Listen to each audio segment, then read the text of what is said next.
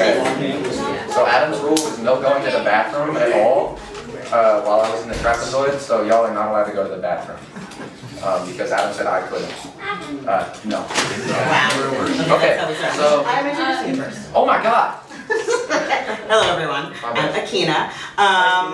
So as you can plainly see, this senior project is going to be about shoes, and I have never been an advisor for a project on anything other than music. So initially I was somewhat surprised, but based on the shared affinity that Julian and I have for Sweet Kicks, as displayed by Exhibit A, and as it's displayed by, I saw this poster in New York and took a picture and sent it to him, and he was like, my mom just got me that poster. It's the history of Air Jordans. I soon found out that I was excellently equipped to help with this because honestly it was mostly Julian doing a ton of research and then educating me on like why I find my sneakers cute and comfortable for my flat arthritic feet. So yeah, I'm super proud of Julian. He did a ton of research in a lot of different places on culture, functionality, production, materials, all sorts of stuff, and I'm excited for him to share it with you. Give it up for Julian Wolff!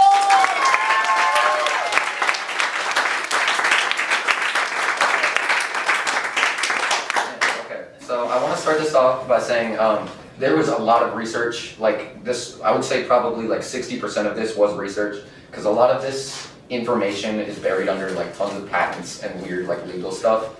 A lot of it, like, I was allowed to read it, but I wasn't allowed to try to do it if I were to actually make a shoe, which was my original goal going into this project. I was going to try and actually produce a shoe, but that just wasn't really possible. Like, life kind of got in the way. So this is going to be a lot more kind of explaining the research behind it, and then at the end I have a concept for a basketball shoe that is kind of influenced by like the research on shoe technology and what I think is cool, but also who has access to these shoes and who is able to get their hands on them, because that's actually like a really big issue in my opinion. So of course we're going to start with the beginning. Also, the way this is going to work, all my slides are going to have a ton of text and a bunch of reading on them. You don't have to read it, I'll like tell you what it is, but it's not going to be the exact same. If you don't want to pay attention to my voice and just read it, you can do that.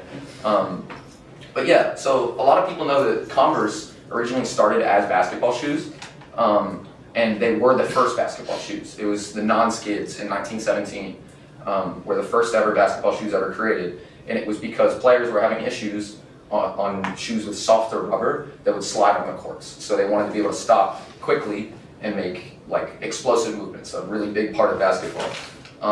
And then following the non-skids, 4 years later, they released the Chuck Taylors, basically a collaboration with like one of the bigger basketball players at the time, Charles Taylor, and they're now one of the most popular shoes in history.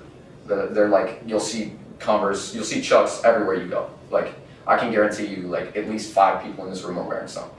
Like, they're super, super popular. Definitely, like, the OGs of the, like, basketball shoe scene. And then, following that, brands like Adidas got pretty big into it, and then Nike later down the line in the 70s and 80s. So, the Air Jordan 1 is a massive turning point in the history of basketball shoes. I'm wearing them, Akina's wearing them. Like, they're super important shoes. And I mean, if y'all have seen like the movie Air, you probably know why. It's because this was the first shoe that was a deal with a specific player that was more about the player than about the shoe. So this was about Michael Jordan. This wasn't about the shoe Michael Jordan was wearing. It was about the shoe being made for him. So previously, like, player deals had been a big thing. They had been going on since Chuck Taylor. And what it was is a player would sign to a company. Like, a lot of the times it was Adidas, Converse, Puma, were all big companies, but you'd be wearing their shoe. They'd have like 3 shoes that you could wear, usually the same shoe in different colors, and you would be an Adidas player. That's all you were. And you got paid for it, but not that much. You were basically free advertising, because the rules on what shoes you could wear were pretty strict. They usually had to be black or white, with maybe a few accents of the team's colors. But if there were colors, they had to represent the team.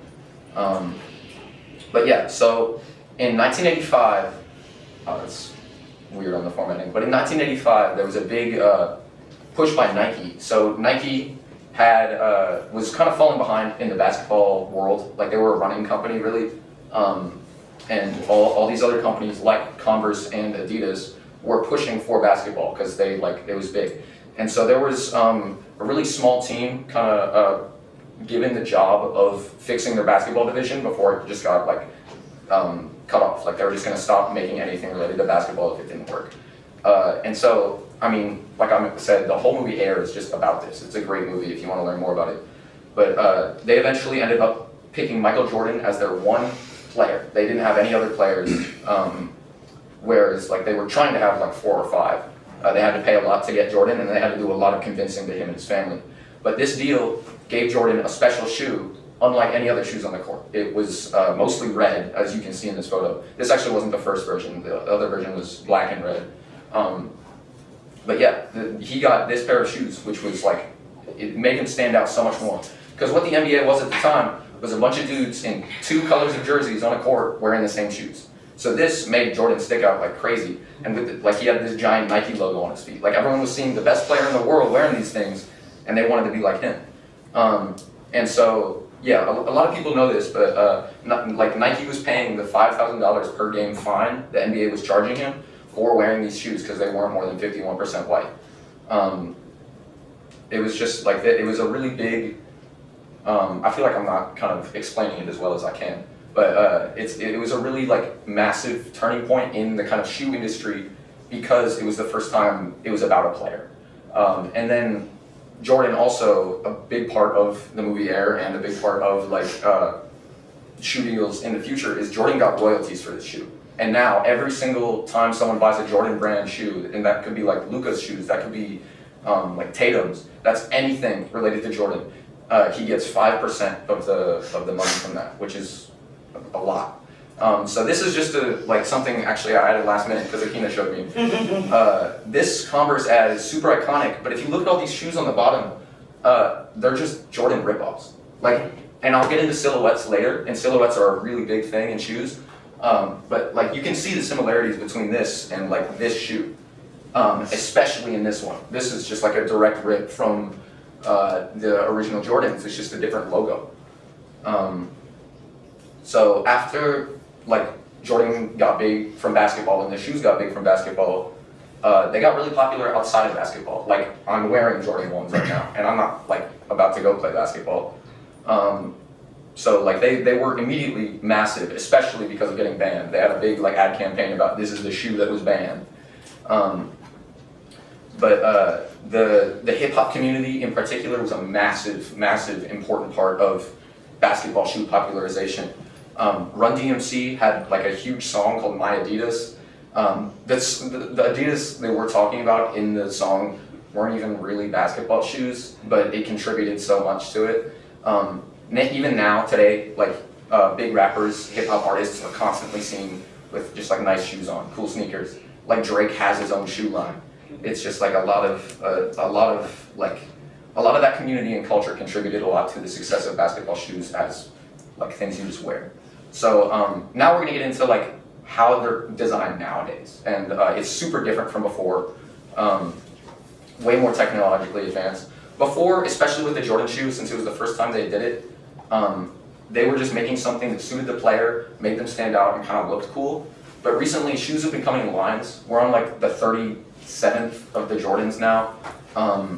And when that happens, it's really all about following the last design of the line, but creating something new at the same time. It's really interesting, and it's honestly way too much to get into right now. But it's a lot of work and design goes into it over the course of usually around a year before a new shoe gets released. But what I really think is important is the creation of new shoes entirely without being from a line, because it's usually for a player. It's if you think your play style is going to match a player's, really in modern time, it's probably better to get a shoe that matches the player. If you think you are going to play like KD, if you have long, thin feet and are tall as hell, KD's will work better for you than another player's shoe. Yeah, and then it's also I kind of mentioned here, the shoes are a lot less often modern basketball shoes taken outside and worn as shoes, because a lot of the time you can see here, this one's bright pink. this is a SpongeBob shoe. Like people aren't really gonna be wearing this outside a lot of the time because one, you don't want to be getting them like dirty. They're gonna be like high technology, like performance shoes, and two, they just kind of look weird. Like the whole point is like I said before, standing out, and they're just trying to do that to like an extreme degree as things have gotten so intense. So yeah, this is what I talked about. Like shoes tend to be designed relative to the last shoe of the line. But the first thing that always gets made when making a new shoe is the silhouette. It's never like the logo placement or like the colors. That's usually the last. It's the silhouette because that's how it looks on your foot, how it feels on your foot. Like it's all about like how it appears. It's a shoe with a bad silhouette is like, even if it has like perfect colors, super cool like designs on it, it could still look like booty. It's like if you're wearing like, you know, if these were just like cubes, obviously, you know, that's stupid. Like the silhouette is like ridiculously important to a shoe, and silhouettes are like the first thing you're gonna notice. Like I have this here. I can guarantee most of y'all know what that is. It's an Air Jordan. It's like it's an iconic silhouette. It's super popular, and there are countless shoes, like Converse even, that you would know if you just saw the silhouette. So here's the technology of the shoe, and this is really the hardest part to get into when it comes to producing shoes, because this is what I thought was really cool and what makes shoes expensive now. So this is the upper, usually the least like technologically advanced part of the shoe, excluding something called a heel counter. This is like what covers your foot. It's usually like where the lacing system is. It kind of has to be. And yeah, it needs to be lightweight and breathable for most shoes, especially for modern basketball. Recently in uppers, there's been a big shift. And it's really starting with the Kobe line since like the late 2000s to switch from high top shoes to low top shoes because they allow for like increased ankle mobility. So you can actually decide how you land, and a lot of people have actually seen reduced cases of like rolling their ankles and hurting their feet because of it. But it also means you kind of have to be more precise with how. So here, I'll actually talk about the heel counter now. It's a little like piece of the shoe behind your heel that provides a lot of support and almost pushes your foot towards the front of the shoe to keep the shoe locked onto your foot. So while you can tighten the shoe a lot, it's the heel counter's quality and where it's placed on the heel, also depending on your heel, that will give you the actual security. So a lot of people complain that like they don't have that security when they don't use high tops, but chances are they're buying the wrong shoes. Which is fair. Shoes are expensive, especially now. So midsoles are what I consider the most important part of the shoe. This is where like the technology, another technology that made Jordans like innovative, like Nike Air, any sort of like air pockets, like Zoom Strobel units, are like highly compressed air underneath your forefoot or like sometimes in your heel, usually to provide like a springier feeling. But it's also like special types of foam, such as Nike's React or Leaning Boom midsoles. Like it's like patented specialized types of foam for basketball shoes for cushioning on like landings from high jumps, or maybe like for like more explosive starts and stops. And then the most important part of the midsole, in my opinion, is usually a shank or a plate underneath the shoe. It'll be like towards either like the middle and front or the middle and back. It doesn't usually run across the whole shoe. Usually the point of a shank is to provide extra rebounding response when like starting a sprint or jumping. It's like if you bend a shoe against the ground and like let go of it, a normal shoe, like a pair of Vans, is just gonna kind of like flop over. But a high performance basketball shoes are gonna like shoot into the air, and it doesn't sound like it's gonna provide that much, but it's actually super like it makes a difference you wouldn't expect. So the outsole is like all about traction and points of contact. The outsole decides the shape of how the foot touches the ground. Like it'll decide if the whole shoe touches the ground at once, or maybe like your forefoot and your heel. And it also like determines traction patterns. Like you can see like some, I don't have them ordered in any way, but this is from left to right, the Kobe 6, this is the KD 16, and this is the Wade 10s.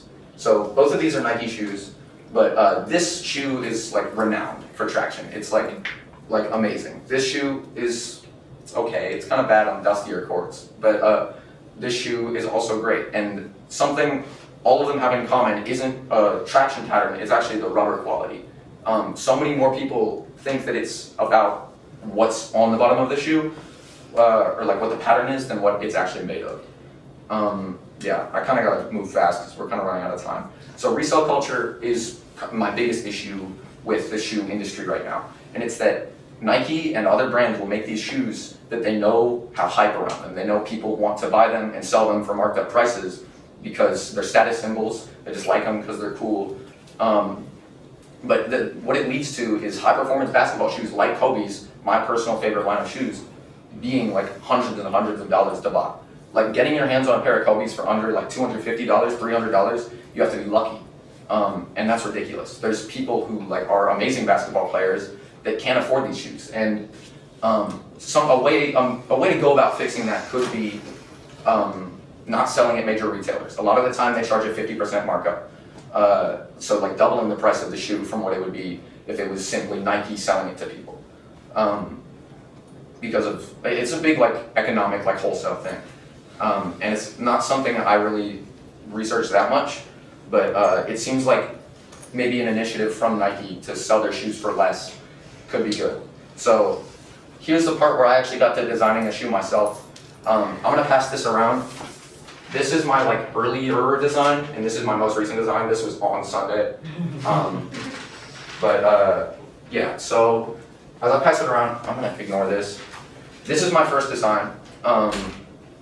And so you can see here, that's the outsole, the midsole, and the insole. So on the outsole, in the forefoot is just a herringbone pattern with just straight lines and another herringbone pattern. Herringbone is like the most common shoe traction pattern. It's just reliable and it's good, and it provides a lot of like traction. The midsole is going to have two carbon fiber plates running through the bottom, crossing over the side of the shoe to prevent rollover and bursts, which is when you move to the side and your shoe rolls over the sole, or it bursts out of the side. It's something that like really hurts people. It causes a lot of like ACL tears, anything like that. And yeah, this is the final design. It has some things labeled here. I would like to say this here is the part that I didn't finish. So this would be like a laminated, like hardened material with some type of plastic over some nylon mesh to also help prevent rollovers and bursts. Yeah. So I'm kind of running out of time. If y'all have any more questions, please like come to me and ask. But yeah.